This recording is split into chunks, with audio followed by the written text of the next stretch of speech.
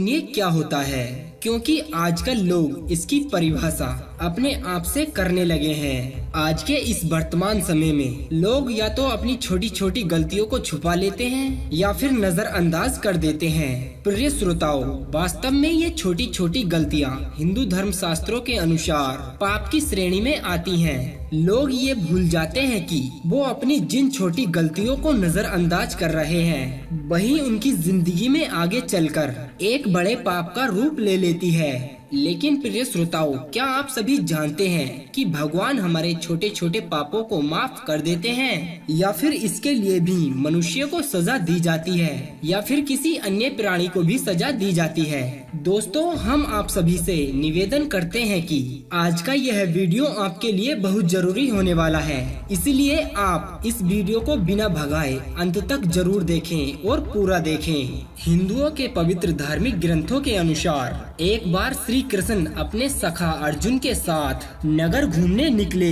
काफी देर घूमते घूमते दोनों थक गए और पास के ही जंगल में जाकर एक छायादार वृक्ष के नीचे आराम करने लगे। अभी दोनों को बैठे कुछ ही समय हुआ था, तभी उन्होंने सुना कि कोई चोर चोर बोल रहा है। तभी भगवान श्री कृष्ण के सखा अर्जुन ने देखा कि एक आदमी उनकी ओर भागे चला आ रहा है। ऐसा देखकर अर्जुन समझ गए कि यही आदमी चोर है और उन्होंने जाकर उस चोर को पकड़ लिया और उस चोर से कहा कि तुम अच्छी मेहनत करने वाले व्यक्ति लगते हो, लेकिन फिर भी तुम चोरी करते हो, तुम्हें शर्म नहीं आती है। इतनी ही देर में गांव वाले भी वहां पहुंच गए और चोर को अर्जुन से खुद के हवाले करने की मांग करने लगे। तभी श्री कृष्ण भगवान ने अपना और अर्जुन का परिचय देते हुए गांव वालों से कहा कि आप लोग इस व्यक्ति को चोर क्यों कह रहे हो? इस व्यक्ति ने आप लोगों का क्या चुराया है? तब गांव वालों ने कृष्ण से कहा कि हे प्रभु, इस दुष्ट व्यक्ति ने हमारे बगीचे से फल चुराने का काम किया है, इसलिए इस व्यक्ति को हमारे हवाले कर दें। गांव वाले ही इसको सजा देंगे। तब श्री कृष्ण ने उस आदमी से कहा कि क्या तुमने सच में चोरी की है, और अगर हाँ तो क्यों की है? तब चोर ने कहा कि हे प्रभु, मुझे बहुत जोर की भूख लगी थी, जिस कारण मुझसे ये पाप हो गया। यह सुनकर श्री कृष्ण ने गांव वालों से कहा कि इस व्यक्ति ने अपना जुर्म कबूल कर लिया है और सजा के रूप में ये 1 माह तक आप लोगों के खेतों में काम करेगा। 1 माह की सजा को सुनकर चोर ने श्री कृष्ण से कहा कि हे प्रभु, ये मेरी पहली गलती थी, मुझे क्षमा कर दें। क्षमा की बात को सुनकर श्री कृष्ण ने उसकी सजा 1 माह से बढ़ाकर 6 माह कर दी। श्री कृष्ण के सजा सुनाने के बाद गांव वाले उस चोर को लेकर वहां से चले गए। दूसरी ओर इस सारी घटना को श्री कृष्ण के सखा अर्जुन बड़ी ही गौर से देख रहे थे। जब सभी गांव वाले वहां से चले गए तो अर्जुन ने जिज्ञासा बस श्री कृष्ण से पूछा कि हे देवकी नंदन वासुदेव, चोर के अनुसार तो उसकी ये पहली गलती थी, फिर आपने उसकी सजा कम करने के बजाय बढ़ा दी, और वो भी इतने से छोटे पाप के लिए। ऐसा सुनकर श्री कृष्ण पहले तो मुस्कुराए, फिर बाद में बोले कि हे अर्जुन, जिसे तुम अभी छोटा पाप बता रहे हो, यही छोटे छोटे पाप सबसे ज्यादा भयानक होते हैं, जिन पापों को मनुष्य हमेशा अपनी जिंदगी में नजरअंदाज किए जाता है। पर वे व्यक्ति ऐसा नहीं सोचते कि ये छोटे छोटे पाप आगे चलकर बड़े पापों का कारण कब बन जाते हैं, यह पता भी नहीं लगता। अगर तुम्हें मेरी बातों पर विश्वास नहीं हो रहा हो तो मैं तुम्हें इससे जुड़ी एक कथा सुनाता हूँ, जिसे शांत मन से सुनने के बाद तुम ही बताना कि मैंने उस चोर की सजा बढ़ाकर सही किया या फिर गलत। फिर श्री कृष्ण ने अर्जुन को कथा सुनानी प्रारंभ की कि हे अर्जुन, एक समय की बात है, एक ब्राह्मण अपनी दीन दया से दुखी होकर राजा से धन की याचना के लिए अपने घर से राजमहल की ओर निकला। कई दिनों की यात्रा के बाद वह गरीब ब्राह्मण राज्य की राजधानी पहुंचा, जहां राजा का राजमहल स्थित था। वहां का राजा बड़ा ही दानवीर था, लेकिन योग्य व जरूरतमंद लोगों को ही दान दिया करता था। दान मांगने वाला इंसान योग्य है या फिर अयोग्य, इसे जानने के लिए राजा ने अपने महल में 4 द्वार बनवा रखे थे। जो भी व्यक्ति उन चारों दरवाजों की परीक्षा में सफल हो जाता था, राजा उसे भरपूर दान दिया करता था। दूसरी ओर वह गरीब ब्राह्मण भी राजमहल में प्रवेश के लिए पहले दरवाजे पर पहुंचा। दरवाजे के अंदर प्रवेश करते ही उस ब्राह्मण की मुलाकात एक वेश्या से हुई। उस वेश्या ने उस गरीब ब्राह्मण से कहा कि तुम कौन हो और राजमहल में तुम क्यों जाना चाहते हो। तब ब्राह्मण ने जवाब दिया कि मैं एक दीनहीन ब्राह्मण हूँ और राजा से धन मांगने आया हूँ ताकि मैं अपने परिवार का ठीक प्रकार से ध्यान रख सकूँ। तब वैश्या ने उस ब्राह्मण से कहा कि हे ब्राह्मण देव, आप राजा के पास धन मांगने जरूर जाएं, लेकिन इस द्वार पर राजा ने मुझे अधिकार दे रखा है, इसलिए आप मेरी अनुमति के बिना राजमहल में प्रवेश नहीं कर सकते। मैं एक वैश्या हूँ और मैं उसे ही अंदर जाने दूंगी जो मुझे रमण करके संतुष्ट करेगा।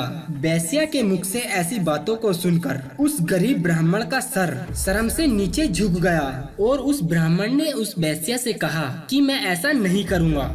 फिर उस वैश्या ने ब्राह्मण से कहा, फिर तो आप दूसरे दरवाजे से राजमहल में प्रवेश करें। और ब्राह्मण ने भी अधर्म करने से अच्छा दूसरे दरवाजे से राजमहल में प्रवेश करना अच्छा समझा। पहले दरवाजे से निकलने के बाद ब्राह्मण महल के दूसरे दरवाजे पर पहुंचा और दरवाजे को खोलकर अंदर प्रवेश किया। तभी उसके सामने एक द्वारपाल आ गया और ब्राह्मण से बोला कि हे ब्राह्मण, कि इस दरवाजे पर महल के मुख्य द्वारपाल का राज है। उनकी अनुमति के बिना आप अंदर नहीं जा सकते हैं। अगर आप अंदर जाना चाहते हैं तो आपको मुख्य द्वारपाल से मित्रता करनी पड़ेगी और साथ ही आपको उनके साथ मांस का सेवन भी करना होगा, क्योंकि मांस का सेवन उन्हें अति प्रिय है। यदि अगर आप ऐसा कर सकते हो तो आप शांति पूर्वक राजमहल में प्रवेश कर सकते हो। यह सुनकर ब्राह्मण ने कहा कि मैं एक वेद पाठी ब्राह्मण हूँ, मैं मांस का सेवन नहीं कर सकता, ये अधर्म है। तब द्वारपाल ने ब्राह्मण से साफ साफ कह दिया कि आप इस दरवाजे से राजमहल में प्रवेश नहीं कर सकते, मैं आपको ऐसी अनुमति नहीं दे सकता। आपको किसी दूसरे दरवाजे से ही राजमहल में प्रवेश करना होगा। दूसरे दरवाजे से निकलकर वह ब्राह्मण राजमहल के तीसरे दरवाजे पर पहुंचा। वहां उसने देखा कि कुछ लोग मदिरा पी रहे हैं, फिर भी ब्राह्मण उन्हें अनदेखा कर अंदर प्रवेश करने लगा। तभी एक प्रहरी आया और ब्राह्मण से बोला, यह दरवाजा सिर्फ मदिरा पीने वाले लोगों के लिए है, मदिरा पीने के बाद ही आप यहाँ से अंदर जा सकते हैं। ब्राह्मण को मदिरा पीना भी स्वीकार न था, इसलिए वह तीसरे दरवाजे से लौटकर चौथे दरवाजे की ओर चल पड़ा। चौथे दरवाजे पर पहुंचकर ब्राह्मण ने देखा कि कुछ लोग जुआ खेल रहे हैं और उस ब्राह्मण से बताया गया कि यह द्वार तो सिर्फ जुआरियों के लिए है। जो लोग जुआ खेलते हैं वो लोग यहाँ से अंदर जा सकते हैं। जुआ खेलना भी धर्म के विरुद्ध था और ब्राह्मण बड़ी सोच विचार में पड़ गया और सोचने लगा कि यह तो राजमहल में प्रवेश करने के लिए सबसे आखिर का दरवाजा था। अब किस तरीके से राजमहल में प्रवेश करूं? चारों दरवाजों पर तो अधर्म का ही वास है, लेकिन राजमहल में प्रवेश करना भी जरूरी है। और अगर खाली हाथ में यहाँ से चला गया तो अपने परिवार को क्या खिलाऊंगा और उनका भरण पोषण कैसे होगा? अब मैं आगे क्या करूं? श्री कृष्ण ने बताते हुए अर्जुन से कहा कि हे अर्जुन, एक तरफ तो अधर्म था और दूसरी तरफ उस ब्राह्मण की गरीबी। उसके मन में दोनों के लिए घमासान युद्ध चल रहा था। अंत में ब्राह्मण गरीबी के कारण जरा फिसल गया। उसने अपने मन में सोचा कि बाकी के मुकाबले जुआ तो छोटा सा पाप है, थोड़ा सा खेल ले तो तनिक सा ही पाप होगा। यही सोचकर उस ब्राह्मण ने अपने पास बचे 1 रुपए से जुआ खेलना प्रारंभ किया। ब्राह्मण की किस्मत अच्छी थी, उस ब्राह्मण ने अपने रुपए से कई रुपए जीत लिए। जब ब्राह्मण जुए में पैसे जीत गया तो ब्राह्मण राजा के पास जाना भूल गया और शाम तक ब्राह्मण ने उस जुए में हजारों रुपए जीत लिए थे। शाम को जुआ बंद होने के बाद ब्राह्मण ने वह रुपए एक गठरी में बांध लिए। ब्राह्मण ने पूरे दिन कुछ भी नहीं खाया था और उसे जोरों की भूख लग रही थी, परंतु पास में कोई भोजन की दुकान भी नहीं थी। पास में गलत पैसे थे तो ब्राह्मण की बुद्धि भी भटकने लगी। ब्राह्मण ने सोचा कि रात का समय है, कौन देखने वाला है, दूसरे दरवाजे पर जाकर मांस का सेवन ही कर लिया जाए। स्वादिष्ट भोजन भी मिलता है और पैसा भी नहीं खर्च होता। थोड़ा बहुत पाप तो कभी कभार चल जाता है। अपने पाप की क्या चिंता, मैं तो लोगों के पापों का प्रायश्चित करवाता हूँ, कर लेंगे कुछ न कुछ पाप से मुक्ति पाने के लिए। और ऐसा सोचकर ब्राह्मण ने मांस का सेवन किया, और ब्राह्मण ने कभी मांस का सेवन नहीं किया था। इसी कारण ब्राह्मण को अब मदिरा की भी लालसा उठने लगी। रात के अंधेरे में वह पाप पुण्यों को ठेंगा दिखाते हुए वह मदिरा के दरवाजे पर पहुंच गया और कई मदिरा की प्याली चढ़ा ली। अब वह ब्राह्मण 3 प्रकार के नशे में था। सुरा के बाद सुंदरी का ध्यान आना शुरू हुआ, फिर पाप और पुण्य के विचारों का संघर्ष होने लगा।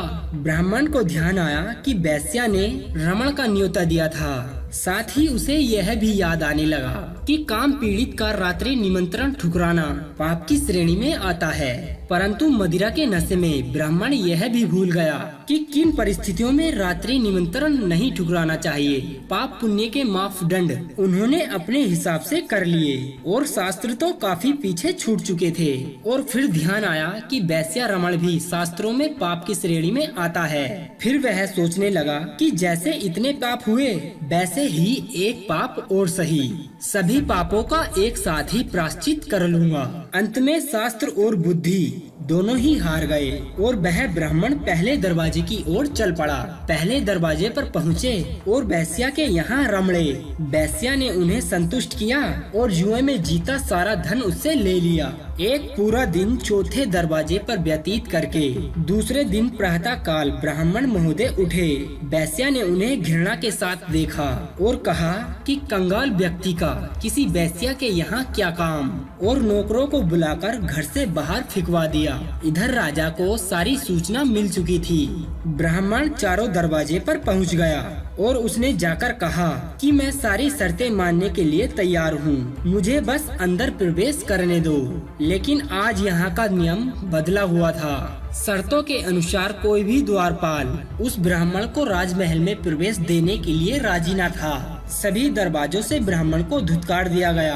अब ब्राह्मण राजमहल में प्रवेश करने वाले द्वार के पास बैठा हुआ सोच रहा था कि राजा से ना तो धन मिला और ऊपर से हाथ का 1 रुपया भी चला गया। ब्राह्मण को न माया मिली और न ही आराम। जरा सा पाप करने में कोई हानि नहीं है, लेकिन इसे समझने की भूल में उसने धर्म और अधर्म दोनों को ही गवा दिया। इतना कहते हुए श्री कृष्ण ने अपनी कथा को समाप्त किया।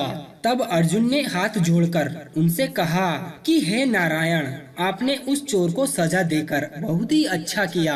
तो प्रिय श्रोताओं, आप भी इस ब्राह्मण की तरह अपने छोटे छोटे पापों को नजरअंदाज करने की कोशिश न करें, क्योंकि अक्सर यह देखा जाता है कि माता पिता या फिर बड़े बुजुर्ग अपने बच्चों की छोटी छोटी गलतियों को माफ करते जाते हैं, जो आगे चलकर एक बड़ी गलती के रूप में बदल जाती हैं। दोस्तों, अगर आपको हमारा यह वीडियो अच्छा लगा है